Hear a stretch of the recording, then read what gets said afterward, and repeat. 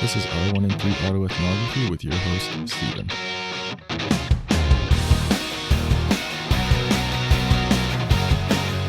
Today's episode is a little different. It's a conversation that Keane and I had after last week's episode. Keep in mind that these are our personal experiences and we are not speaking for our entire respective communities. So I hope you guys like this. It's a little different. What the hell were we talking about in the car when I phoned you? You were like, you feel normal now and you just kind of don't want to deal with it. Something like once you get to the point where your baseline feels functional. Yeah. And anytime you slip away from that baseline, you feel like you're a failure who, you know, isn't properly taking care of themselves or properly functioning. And I mean, like, at the end of the day, you also have to ask yourself, like, why do I want to be normal? Like, what benefit are you gaining from that? Or are you simply asking yourself that because society tells you you need to function that way? Yeah, like, I know that, like, everyone wants to be normal, but, like, my entire life I grew up normal. Like, I was Chinese in a small town. Mm-hmm.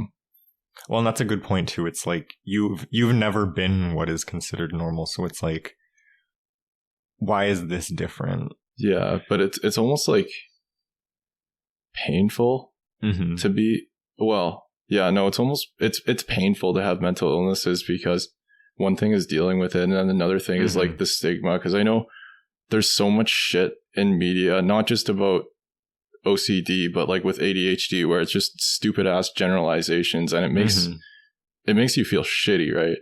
And it almost makes you feel like because you don't necessarily have those traits, you don't actually have what it is that your literal professional medical doctor told you that you have. Yeah, because it's always fucking over exaggerated too. Like, I think Monica from Friends had OCD maybe, but I guess like the cleaning could have been a thing. But you talked about like thoughts or something, and like when's that going to be portrayed in movies? There's so many different types of OCD. Or when is like executive function going to be portrayed in movies? It's not, because it's not appealing to the capitalist demographic of what sells. Yeah, like who wants to see a movie of a person who has ADHD that can't organize their time or can't call their friend because they have that wall of awful? Or it's like no one wants to watch a movie of a depressed person in their bed, unable to feed themselves, unable to talk to anyone, unable to function. Yeah, because like if that was a realistic movie, you just have the camera on that person for like 6 hours. Yeah, doing absolutely nothing. Which is why, like, I don't know. I think it's helpful that mental illness is like getting advocated for a lot more, but it's harmful if people don't understand it, right? Oh, and especially nowadays with so much misinformation. And shit that just pushes stereotypes. Like, honestly, I learned a lot about what you talked about with OCD, and like I never would have known anything about that before. I don't know. But at the same time, you kind of like, do you still feel like you want to be normal sometimes? Like neurotypical straight white male? I mean, like, I entertain the thought occasionally, but then it's almost like, who would I be if I was that person? Yeah, because it's like everything has built you up to this point. It's like you have to look at the bigger picture. If I was a straight white male with no mental illness, I would not know anyone that I know. I would have a completely different relationship with the people that I do know. I would not be in the place I'm in. I would not have any of the opportunities I have. I would have different ones. But even like, you seem like kind of accepting at your sexuality at first. I don't know if I misinterpreted that. I never personally had issues with gay people.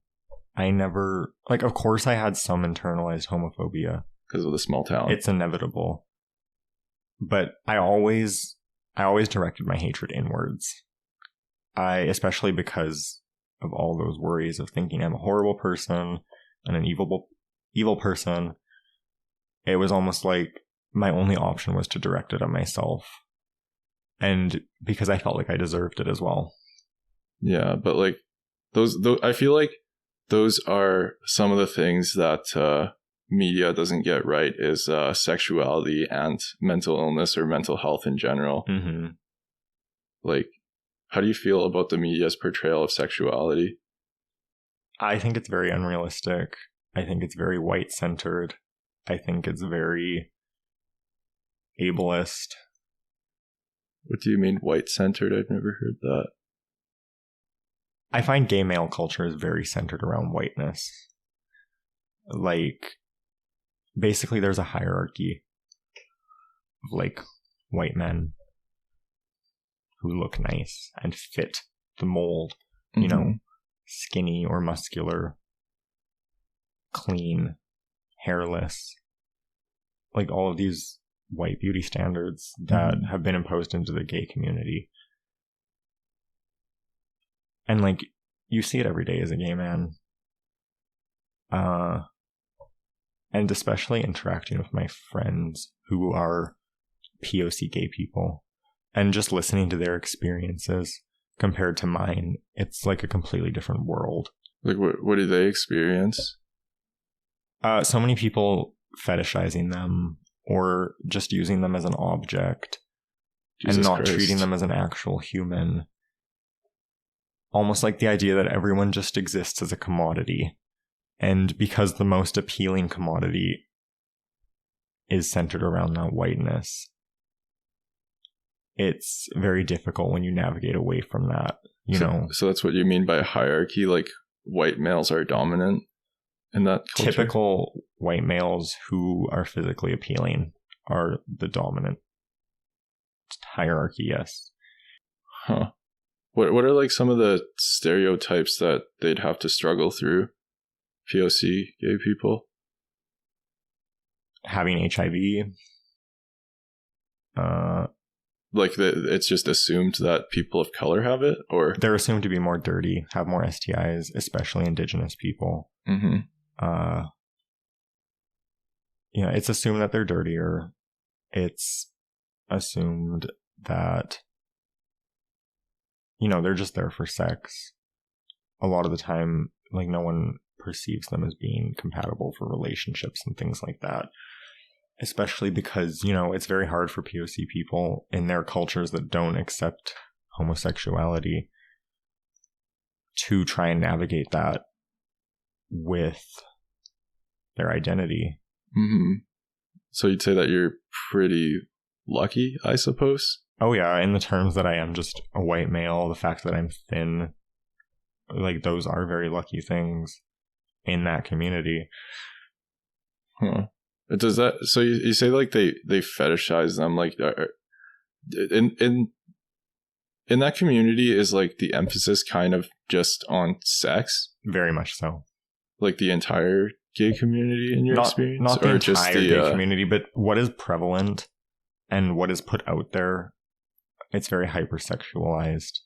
Like, it's not what you would see in media of like stereotypical heterosexual relationships. Mm-hmm. But I also think a lot of that has to do with navigating gay culture and gay history. Yeah. Like, people were never allowed to have partnerships. It was always about secrecy and hiding and fear, making sure no one's coming to get you, making sure no one's there to arrest you, making sure no one's there to kill you. Like, you know, having a partner in a monogamous relationship was just a very unrealistic thing for a lot of gay men in the past. And so I think a lot of that is reflected in the culture. Nowadays, a very hypersexualized culture. And of course, generalization acknowledged, men are more willing to do things like no strings attached sex. Right. And whatnot than women are. And so inevitably you are more easily able to find men who are into that. And I think a lot of gay men who fit otherwise just aren't visible Yeah, like because it's almost like they just blend in. Like there's almost a misrepresentation of people of color and people who want relationships, sort of. Oh yeah, and I don't know if anything. Like I personally cannot speak on POC experiences. Yeah, fair. Just, what I've seen and heard. And like, you have to remember the most visible people in the community are the ones that are assumed to represent the entire community. Yeah. Sort of like the idea that all gay men are effeminate. But that's simply because you constantly see effeminate gay men and you know that they're gay. Whereas when you see gay men who are not effeminate, you don't know that they're gay. And so you assume that they're straight. And then your confirmation bias proceeds to say, all gay men are effeminate because I only see effeminate gay men. Yeah, so like there's almost a misrepresentation of a majority of gay males. Oh yeah. I think gay men are quite misrepresented, especially the fact that it's a smaller community. Yeah. Means that I think a lot of people come to the community wanting acceptance and things like that. And then they see this hypersexualized community and they see all these examples of what gay men are supposed to do, when in reality, that's not necessarily everyone's lived experience. But because they have come from this history and this culture that tells them to be demonized, they come to this community that is also not necessarily the healthiest, and they see that these examples that they need to fit in order to join and interact with this community. Yeah, so it's exclusive, it's inclusive, but it's kind of exclusive in a way that it's like the norm would be hypersexuality. It's inclusive if you fit what it likes. And never thought about any of that, but I guess I've never been involved in that community. How do you think it would be? What do you think a better representation would be? Just like you would represent any person. You don't need to go and find the skinny, white, hairless, young male who is a little bit girly, but just girly enough to be acceptable. Yeah, so like rather than looking at one trait of a person, looking at them as a whole. Mm-hmm. And yeah, it's like, why are you seeking certain traits in gay men rather than just seeking gay men in general? And, finding those traits. Yeah. I don't know how to. No, I think a good analogy would be like, as a Chinese person, like I have all these stereotypes about me, right? That exist in media. Like I can recognize that a lot of them are racist, but if someone like dates me looking to date a Chinese person and I don't exhibit all of those, does that make me like less of a Chinese person? Right? Oh yeah. And I think a lot of gay men feel that way, thinking that they're not, because they don't fit the mold of what a gay man is, against quotation marks, supposed to be. They almost change themselves in order to fit the culture and betray what their actual ideals are. I was reading the other day about gay men in monogamous relationships versus non-monogamous relationships. And there were a lot of anecdotal stories, anecdotal of course, of gay men who would get into relationships and they want monogamy. They don't want to open their relationship up, but they do anyway because that's what's expected. Because that's what's seen as normal in gay male relationships. And because a lot of older gay men, again, never had the opportunity to form monogamous relationships due to the way the culture is demonized, they have this idea that all gay relationships need to be opened. And if you are monogamous, at some point you will open your relationship. And again, all of this is just gets to the person in the fact that they feel like they need to conform to these standards in order to be a proper gay man. Mm-hmm. And like, I know in sociology, I learned that like norms are set by the dominant group of individuals. So if like the dominant group is white males, then the entire subculture, I feel like, would just be conforming to that. Oh, yeah. And again, that is why it's centered around whiteness. And it's also important to remember the HIV crisis and the impact that it has had on the community. And could you remind me of that? Because I honestly basically don't like remember. An entire generation died of gay men because HIV didn't exist, and then suddenly it existed. Yeah.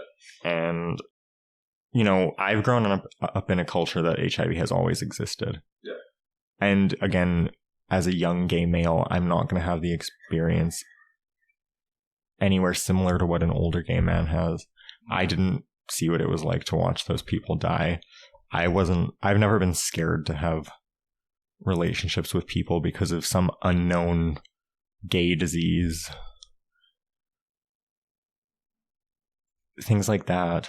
Yeah, that sounds like a shit ton of things to be struggling with. Mm-hmm. But again, you have to look at the history and the culture, and that shapes how it is today.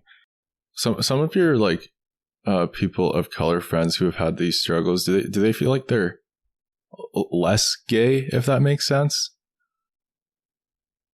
Like they're less than? They're less than. They still identify as gay and everything, but they don't feel like they fit the standards of what they're supposed to. Yeah, and that would probably bring about even more struggle. Oh yeah, and so again, because they're stressed out about this and because they want to fit into this community, they will conform to the new standards imposed upon them. And it's almost like going from one box to another. Mm-hmm. Fitting into heteronormative society versus fitting into gay society. Mm-hmm. And of course, every experience is different. And when you involve men who don't identify as gay, it gets even more complicated. Yeah, that's... like bisexual men, for example. How's it change if you're bisexual? I think a lot of bisexual men are seen as gay, but not wanting to fully admit it. And also the fact that no gay man... Sorry, I shouldn't say no gay man, but a lot of gay men are scared to date bi men because they think eventually they'll be left for a woman. Because, again, those standards... The standards of what is normal are always looming over their head. And just the fact that this man could be attracted to woman is a threatening presence. Yeah, that sounds like a lot to deal with. Holy shit. And that's not fair to bisexual men either. Mm-hmm. And their queer identity is often invalidated. But then at the same time, straight people don't want them because they're not straight enough. And then you almost find yourself in a limbo of which one do I fit into if neither? Or where do I fit if neither? Yeah, because I don't know. Anecdotally, I think I feel like that same thinking with gay males would happen with straight females approaching a bisexual male. That they're just oh yeah, are they gonna cheat on me with a man? But that's incredibly damaging, and that's the hypersexuality culture again, right? Mm-hmm. And again, that questioning, what if they're actually just gay but lying? And that's just not how it works. No, it's really damaging. Mm-hmm. I don't know. I wish I grew up in a society that just looked past these things, but I'm a people. I see someone, confirmation bias, this is what they look like in media. I've had a lot of racist comments made about me because I'm Chinese, and I know I'm so much more than that. Mm-hmm. Wait, you're reduced to one part of your identity. Yeah, and honestly, that's so damaging, and that's what I was afraid with when I came out with this podcast and spoke about mental illness. I was afraid that my identity was gonna be someone who's crazy, because of bipolar, and someone who is unorganized or unfit because of ADHD, right? Mm-hmm. I hate that society just likes to generalize people because of one personality trait that sticks out, right? Well, and depending where you go, it's going to be different. Yeah. Things that people pick out. And again, I think that goes back to being normal and the idea of wanting to be normal. Is it simply because you don't like the things like that. Fuck, I almost feel like the way I feel like people are afraid of it, you know? Like, people are afraid of it because they don't understand it. Like, people are afraid of bipolar disorder because of what media like puts in place. Well, yeah, because of what their internalized ideas of these things are. And a lot of the times they've had these ideas for so long that the thought of even questioning it or changing it is just not something they consider.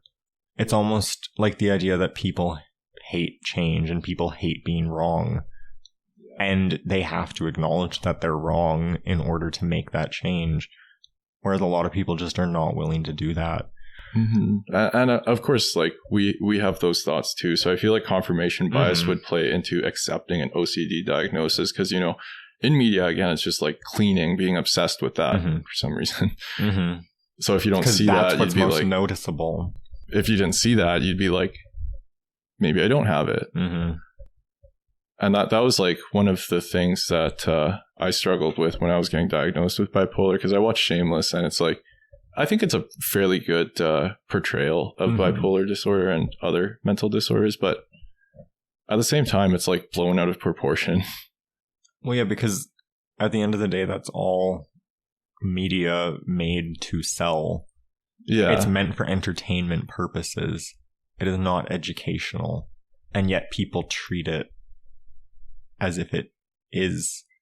Yeah, as if it's real. And then if we go back to like gay culture, like what sells is hypersexuality, right? So that's like always going to be involved, which is fucking stupid. But looking at the history and stuff, it makes sense. Younger gay couples are actually looking more into monogamy and things like marriage than in the past. Wait, was polygamy a thing because of the history? Polygamy's always been a thing.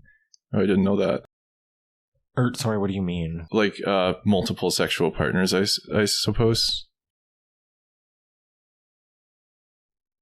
Well, I think going back to earlier where I had said, like, because relationships were just a foreign concept, a lot of the time these were men who were married to women and had children coming to these places to have anonymous sex. And because it was such an anonymous hookup society, you know, you're here, it's illegal to be doing this. You're not necessarily safe. You need to make sure that you're keeping an eye on your surroundings. You need to make sure that there aren't undercover police there. You need to make sure that a police raid is not going to happen. You need to make sure that the person you're soliciting is not an undercover police officer. And it's just so damaging. And again, it was just never safe to have a regular relationship with another man. So a lot of the cultures stemmed from that hypersexuality. And that is nowadays what is seen as a gay man is supposed to be. Yeah. But I don't know how to word this, but like, you know how there's always like outspoken people in communities? Like, those people are going to get represented. And I feel like that might be happening in the gay community. Or is that just a... No, I think that happens in like every community. Because the most outspoken people are who the people outside of your community are going to pick up on. Like, as someone inside the community, that is maybe not necessarily who you notice, but everyone else is noticing them. Because people who live simple lives and don't speak about anything aren't getting noticed. And yet their identity still exists. It's not any less valid. Like, yeah, with like the outspoken people, in my mind, gay culture is like flamboyant. It's colorful. It's sexual. It's like being proud and stuff. You have to keep in mind that a lot of that stems from, you know, when police would do these things and raid undercover places all the time. And, you know, you had to constantly wonder, am I going to be arrested right now? Yeah. Simply or fulfilling my primal needs and desires. And I know pride stemmed as a movement from that. And because it was criminalized and because these people were seen as, you know, psychiatrically unwell for the longest time, that they had to make a big show of who they were. Yeah. And that the other thing is, this was only in the 60s. This is our parents and our grandparents. This is not 500 years ago. This is not 1,000 years ago. This is lived history of people we can speak to and interact with today. Do you feel like you kind of fit that mold? I feel like I don't personally fit a lot of the mold. But at the end of the day, I still identify as a gay man, and I know that I don't need to change who I am to create an identity that other people want me to have. So what advice would you have for someone who might be struggling with their identity or sexuality? I think my personal advice would be that a label is just a label at the end of the day. And it is not going to define who you are. And again, it is only one part of your identity. There are men who identify as heterosexual and have sex with other men. It's simply the idea you have of yourself. And I think that you don't need to compromise on your values and who you are in order to appease other people, whether that is society at large or the community you are trying to come into as a person. That's good. Yeah, I like the way you put that. Like, your sexuality is just a part of you. And no one else can define it for you. Yeah, exactly. I mean, I kind of have that same thinking about my mental illness, you know, because a lot of people are like, oh, you have bipolar, so you must be crazy. You must be like off the walls. Like, no, fuck you, first of all. But it's a piece of me, right? Mm-hmm. It's not my personality. It's not who I am. I'm not ADHD. I am not bipolar. I'm not anxiety. I am Steven. I have so many other things going on. And to be reduced to one thing is just offensive to me. No, and it's not right. And I think people need to learn to not just take things at face value. Oh, yeah, 100%. Because it's always so much more than just one trait, right? Or one thing about your personality, who you are. Well, and you have no idea what that person has been through or even what their current day has looked like. Mm-hmm. Like, if you interact with someone after their entire family just died, it's going to be different than interacting with them after they just won the lottery. Yeah, exactly.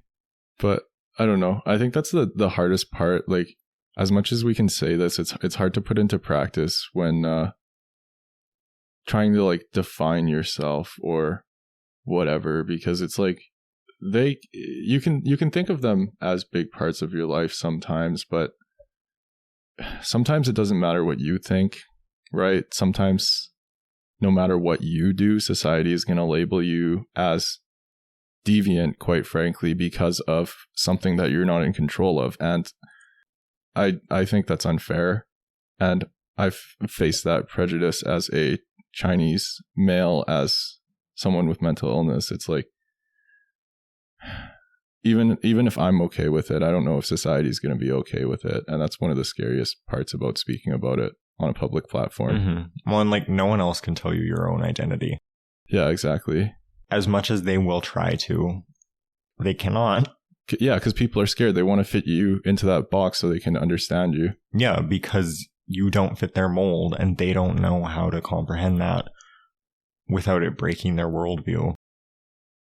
So they immediately need to deviate you. Sorry. They immediately need to label you as incorrect or deviant or wrong or whatever they feel like. Yeah, and how can it be incorrect to be who you are, right? Like, it's you. Yeah, and exactly. They don't know what it looks like inside your head. All they can do is assume based on what their head is like. Yeah, exactly. Based on like what they went through, they're going to make an assumption about you based on their whole base. They're going to base you off of like one part of your personality, one part of who you are. And I don't know. That's kind of one of the reasons that I've talked about like sexuality so much on this episode, because I know like a lot of the emphasis on, or I don't know that, but I feel like a lot of the emphasis on gay communities is just being gay, right? Like, oh yeah, it's almost like the gayer you are, the more you fit into the community. And again, going back to bi people as a perfect example, why is their queerness invalidated by their attraction to the opposite gender? They're not 50% straight and 50% gay. They are fully queer. Their identity is just simply different than what you are or what you're used to. But then even if like we steer this back to mental illness, it's like at the end of the day, everyone experiences it differently. So, and it's always on a spectrum too. So you could have someone with like more or less traits, but it's not like you have ADHD if you have more ADHD, if that makes sense, right? Well, it's not a competition, but people will treat it like it is, especially in communities that have often been invalidated and pushed down. Those people feel like they need to be as loud and powerful and whatnot as possible in order to compensate for all of these slights that they've perceived. And that's reasonable, but I feel like a lot of communities are almost defensive, right? Oh, yeah. Like, if you don't fit this mold, if you don't look like this person with ADHD, if you don't look like a gay man, what the hell are you doing here? Yeah. You get judged no matter where you are at the end of the day.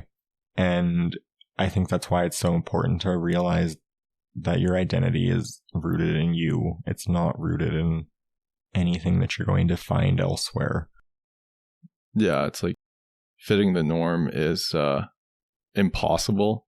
It's unpractical. Well, and at the end of the day, there is no real norm. It's simply people acting the way that they think they should in order to be properly received by society. Like, I don't know. I spent a lot of time trying to like fit in the box too, but I realized now like I don't want to do that anymore. I don't want to be ashamed of who I am, of what I do, of some of the challenges, and I don't want to be ashamed of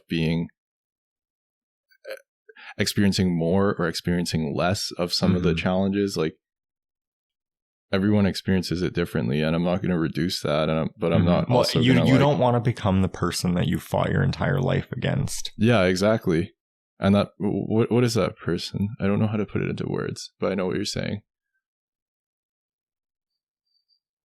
Like the person who is fighting against you trying to be who you are, right? And so then you proceed to put down other people who are trying to be who they are because it's not good enough for you, because they haven't had the same horrible experiences as you, or et cetera, you know. And they might just be like first experiencing something. So if you're so up on your high horse about, you know, education or knowing a lot about the topic and having a strong identity with it, what are the chances that you accept someone who's questioning? Well, and I guess that's the important thing. At the end of the day, you need to realize that all of these things that we talk about can be found in yourself too. Like, you have biases too, and you've absorbed things from society that you think are the way you need to function and whatnot. And honestly, I think a lot of mental illness is just unlearning. Oh yeah, 100%. A lot of destigmatizing is unlearning. Like, especially a lot of the stuff we talked about, even in media, like if the accurate portrayal is inaccurate, then, you know, you could start to work through that. Like, and again, recognizing that people are so much more, but I don't know. It's challenging to like enter any of those communities where you're labeled divergent, because there's always those people that try to shut you out because they've been shut out from the normative society. And again, that's a cycle. And I think it's important to make sure you're not perpetuating a cycle. Mm-hmm. It's conflicting, because there's people who try to keep you out of the norm, and then there's people who deviate that try to keep you out from the deviation. I found, and I like my Chinese identity, right? I don't really fit into a bin, and that's confusing for me, because I'm not one or the other. Like there's a sort of spectrum, if that makes sense. It makes sense, and I think it also highlights the fact that you are going to find opposition no matter where you go. And that's why you need to be aware that your identity, again, is rooted in yourself. And you will always find the people that you're meant to find. Like, if the people you found don't accept you, find new people. Yeah. Oh, yeah. I think another important component is self-awareness. So not only like realizing your identity, but recognizing where these biases lie in you so you don't perpetuate the cycle.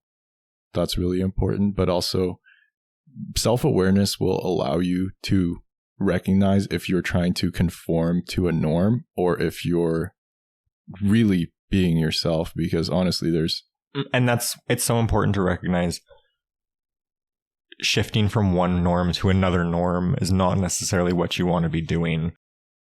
You shouldn't compromise your own values to be accepted, because you will be able to find people who accept you and share your values.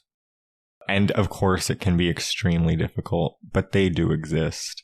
But I think like sometimes you don't find them in that community. I think it's important to find people that accept like who you are, like everything, not just like you share one common aspect, so you're friends. That doesn't work. Well, no, and it's like, I don't have to seek out gay men in order to be validated as a gay man. There are other people who can validate my identity. And again, I think it's important to remember that you don't just need to fit into one community in order to feel like you belong as a person. Because again, you are a dynamic human who has many experiences. And yeah, it's like going from one box to the other box. How is that going to be different? I mean, maybe it'll represent you a little better, but is that really you? And honestly, I still really struggle with that. Like I have a lot of problems with my identity, and it's never perfect. It's never something that you just get rid of and suddenly you're free. It's an everyday process you have to work through. Yeah, I mean, especially as a neurodivergent individual, because there are always times where I invalidate my own mental illness because I feel like I don't perpetuate the norm of symptoms. I definitely do the same thing. Where I'm like, I'm not attempting suicide. I'm not like fighting at bars. I'm not doing a lot of that shit. So I'm like, do I really have bipolar? And that's just me trying to fit into a box again, right? And that's stupid. Yeah, I don't know, man. Don't feel like you need to imitate all of these traits in order to belong somewhere. Yeah, like even with something like OCD, right? You know that is incredibly unique because you said it like perpetuates your worst insecurities. It reflects on what you care about the most, yeah. Yeah, so if that's going to look different for everyone, fitting into the box isn't really going to be a thing. No.